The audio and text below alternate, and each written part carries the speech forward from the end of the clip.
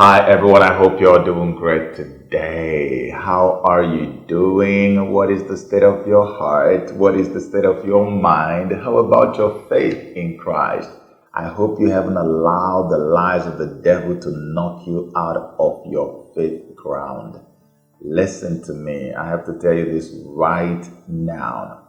Our God is still God, and He is still a very good God. Okay?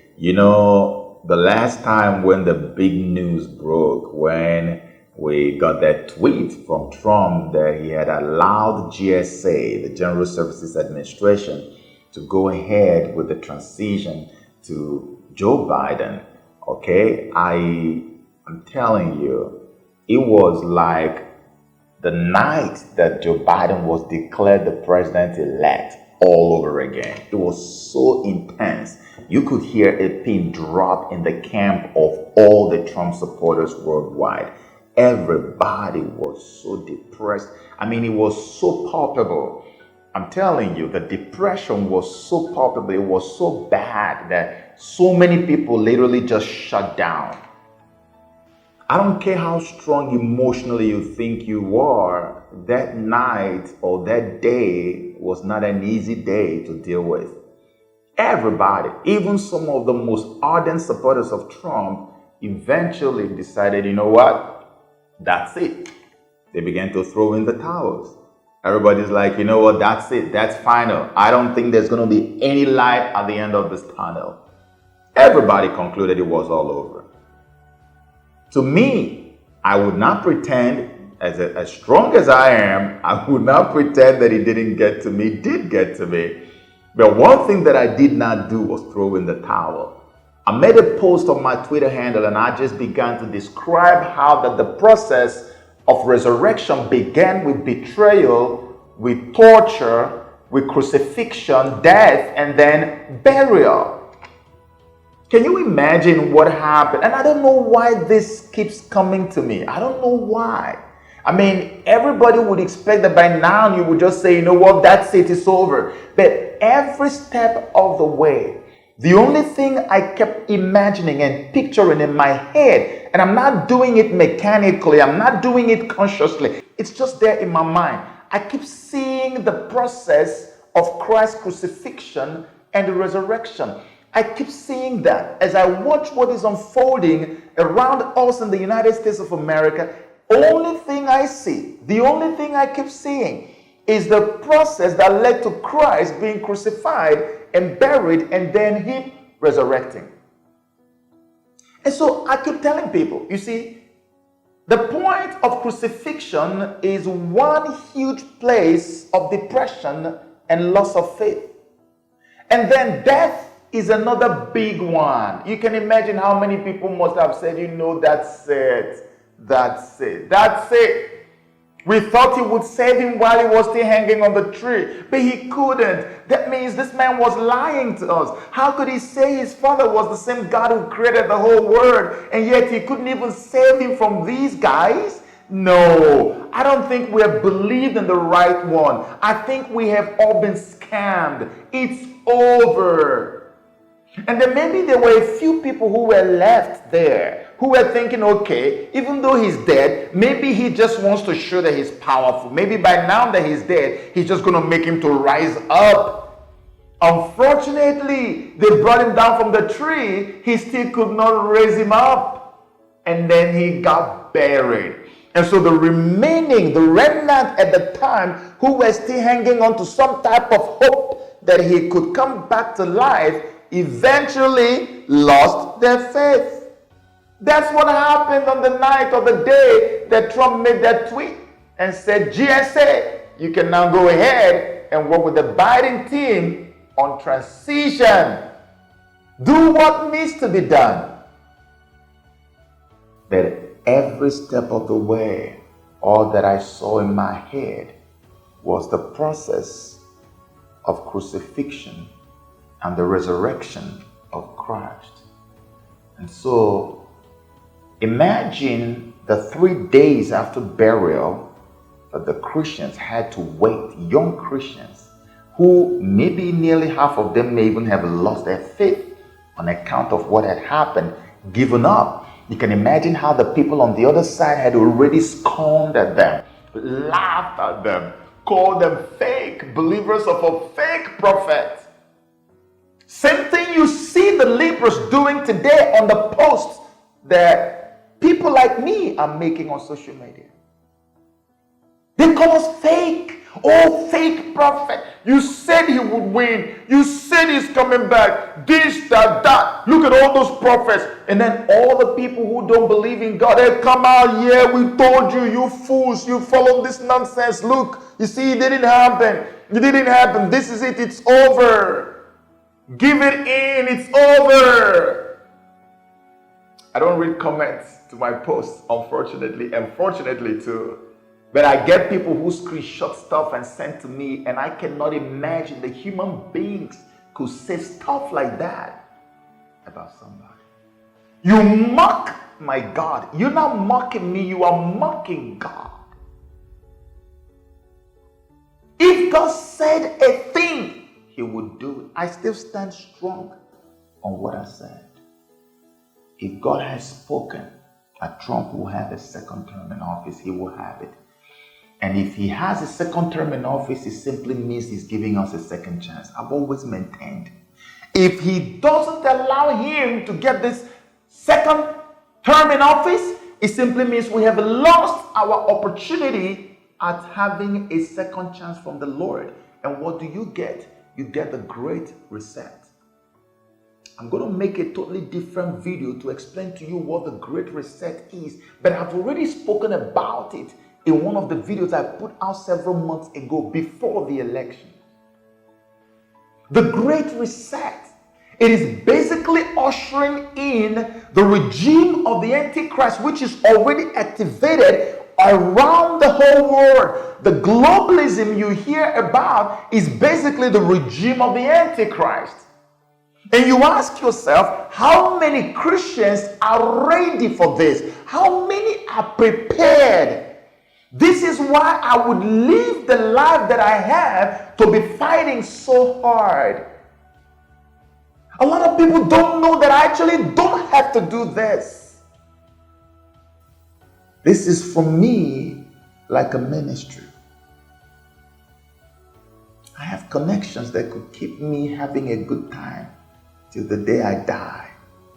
Many people don't know how much connection that I have. I chose to obey God and do what I'm doing today. That's why we are doing this. You know, I made a post on my Twitter handle and I was telling people about, I don't think I've ever been very open, publicly said this before. And I was telling people how much connection I have, not that I had, that I have to Barack Obama. Do you know that your so-called Biden and Harris, that I have even greater access to them now than I had to Obama? Okay, to help you understand better, if you have watched the video I made to prove that Obama imposed APC, Democrat Party imposed the APC party on Nigeria, if you remember, if you have watched that video, you remember that I told you all that when they came, the Obama campaign team came to Nigeria. I was in Lagos at the time. God in heaven is my witness. I was told that they were on ground. And I said, no, I have so much access to high places. And yet, I'm fighting the same people who would wish that I was with them, fighting with them. No, I said no. I turned around and began to fight against them because of you. Because I want you to know that there is a mighty rain that is coming that will beat on everybody. And it's not going to be pretty if we don't pray hard. That's why, as a Christian, I want to encourage you, don't give in to any intimidation. They did this thing to me in 2015. When I fought for Jonathan, the former president of Nigeria, I fought so hard for this guy because I already saw then what the people people are saying now about President Muhammadu Buhari. If you doubt me, scroll down on my page on Facebook, Joseph Okechukwu. When you scroll down, go to 2015 and see how hard I fought for Jonathan. Everything that we try to tell the people and warn them about, all of it is happening today. They call me names. If you think people are calling me names now, you're wasting your time. Go down there and see how much they insulted me for standing with Jonathan, for telling them that this danger they are seeing today, that all this madness they are seeing from Buhari today, that it would happen. All of them said, you lie. So-called Christians were at the forefront of the attack against people like me. They attacked us from every corner. Told us that we didn't know what we were saying. We were just blind. Few years down the line, every single one of them is feeling the heat right now. And you know what amazes me the most? I wonder why it is such. I wonder why every time, almost every time, these people don't get to see the danger that is coming until the bullet lands on their forehead. If there is no impact with the bullet, they don't hear, they don't see. It is such an interesting time to be alive. I look at all the people who are supporting Biden, and I'm saying to myself, but these are the same people too who supported Buhari in 2015. I'm telling you, if you have Nigerians who follow you, go check it. Nearly all of them. So these people can never change. They won't change. It's a state of mind. They've become ideologically designed to function this way. You can't change their ideological makeup anymore. This is just who they are now. And this is who we are too. I have no regrets for fighting for Donald J. Trump and with him. I would do that over and over and over again, even if tomorrow they declare Joe Biden the President of the United States of America. At least we'll be on record that we fought and we warned everybody. During the days of Jonathan, when they eventually proclaimed that Buhari was the winner, I remember my mother calling me on the phone. He says, son, I hope you're okay, because she knew how hard I fought. She said, I want to be sure that you're hard. Are you okay? Are you cool? Is everything okay with you? I said, Mom, I'm fine. I said, I'm good. I did what I had to do, and God has borne me witness that I did what I had to do. Same thing like now. You think I'm going to be intimidated or bullied by anyone? No, that's far from it. That's why I keep saying to everyone, hold on, don't give up. This thing is not yet over. I'm telling you, it is not over. My key principle in the process of pursuit is that I don't throw in the towel unless I see the last drop. And I must see the last drop. And I tell you what the last drop is for me. The last drop for me is Donald J. Trump picking up the phone and calling Joe Biden and saying, hey, Biden, congratulations, you won. At that moment, that's it for me. I'm done. I don't care what the media says. I don't care what goes on, whether GSA, which is an independent agency, is working with Biden on transition. I don't care whether anything happens until Donald Trump picks up the phone and concedes this election. I'm not giving in. I'm not throwing. It's as a matter of principle, period. For me, I don't know about any other person. A lot of people already got tired because this thing was just a torture to their brains and they already moved on. Well, I think Biden has it, no problem. For me, no. I'm not giving in until he calls to say, who knows? Maybe now at the end of the day, it's the same Biden who is going to have to now call to congratulate him. But of course, you know, when we get to that point, like what I explained in my previous video, You will never have a Biden conceding election, even if it is proved now that Trump actually won by a landslide. That's going to take us to the same thing that I tried to talk about in my last video. That I worry for what is going to happen to the United States of America. As the good sportsman that we are, and I know about myself, I don't know about someone else, but as for me, like I said earlier, I've been through this kind of season before. God forbid that it turns out that Joe Biden becomes the president. I don't care. Honestly, it would just be like what happened during the time of President Jonathan. I would move on so smoothly and still have the good life that I've always had. Okay? But the point is that a true sign of great leadership and character is when you stay the course and learn not to throw in the towel too soon. You see, many of us have not lived through the First and Second World Wars because we're probably too young to have been alive then. But I can tell you categorically right now, in context, that you are living through the Third World War before your eyes unfolding in the United States of America. Many people are so downcast and psychologically distraught because they did not think or know that this is a Third World War. They are looking at it like a normal, regular election. This couldn't have been a normal election. If you have followed me long enough, you would have watched several videos I did before this election to prepare us psychologically for what is coming.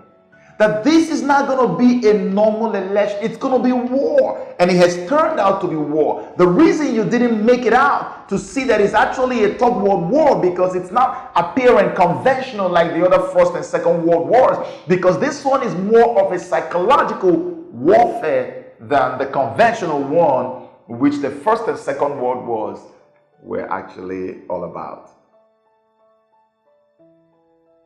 This is war taking place in America. A small country like Malawi can hold elections without international observers and they will be accepted by everybody, successful to the core. And you tell me that the United States of America, the beacon of democracy, cannot hold an election that is free of fraud. The type of fraud we are now seeing that is now being uncovered in America, I can bet you that before you find a country in Africa with this level of fraud, it's going to take time. It's going to take time. That's how you know that this is war. This has not been an election. This has been a Third World War. If you have that in the back of your mind, you will prepare yourself for what is coming. In closing, let me say this again. It's all going to boil down to Pennsylvania. In this video that I made, okay, this was August 15, 2020. I showed this video in my last video that I did. I showed this clip. In this video, there is something that I'm going to leave you with so that you can see where this is all headed. And that's why I've always said that I'm afraid. If we don't pray hard, I am telling you the gospel truth.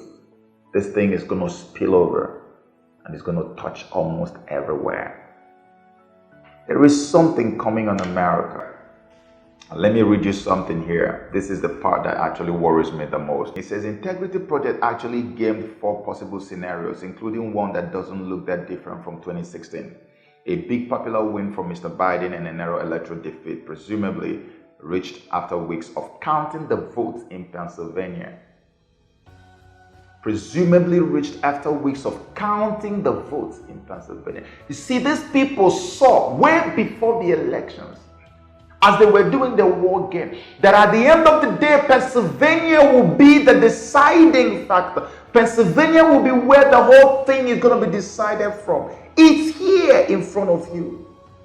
He said, for the war game, they cast John Podesta, who was Hillary Clinton's campaign chairman, in the role of Mr. Biden. They expected him, when the votes came in, to concede, just as Mrs. Clinton had. But Mr. Podesta playing Mr. Biden shocked the organizers by saying he felt his party wouldn't let him concede. I've talked about this several times. Alleging voter suppression, he persuaded the governors of Wisconsin and Michigan to send pro-Biden electors to the Electoral College. The same Wisconsin and Michigan where lawsuits are being filed now, where legal battles are ensuing right now. All these they saw and they played it out in their war game. But here's the one that worries me the most. In that scenario, California, Oregon, and Washington then threatened to secede from the United States if Mr. Trump took office as planned, to break away from America. The House named Mr. Biden president. The Senate and White House talked with Mr. Trump. At that point in the scenario, the nation stopped looking to the media for cues and waited to see what the military would do. So, you see, somewhere along the line, they have anticipated the military intervention in this whole thing. It's going to get to a point where it might even push all the way down to the Senate and the House of Representatives. And maybe the House will now name Biden as the president, and the Senate will say, no, it is Trump we are sticking with. And they carry the day. And at that time, you have a grossly divided nation. And then civil war situation shows up again. And then we will start looking at what would the military do at this time. Would they intervene and say, Trump, you need to leave, or Biden, you need to leave, or are they going to just have a military administrator take over the United States of America as the interim head of government, or what? What is going to happen? A lot of confusion. These things are not as easy as people think. What you see playing out in America is as dangerous as can be. And that's why everybody needs to pray. You will be affected. I'm telling you the truth. We need to pray. We need to pray. And I know that God is going to see us through. I know this is very draining emotionally. I'm telling you, I know. And I will advise you, if you can't handle it, please turn off the media. Just stay away from the media completely and face your life. Those of us who are standing in the gap, we had already been appointed by God to play the role we're playing today. It's not easy. We're not even finding it easy too. But I can tell you, what is coming is not as easy as some people on the left, the leaders, think it's going to be. This thing is not over. And where I see it heading, it scares me to death. But I know that God is God, and only His will be done. And His name in the end will most definitely be glorified. God bless you.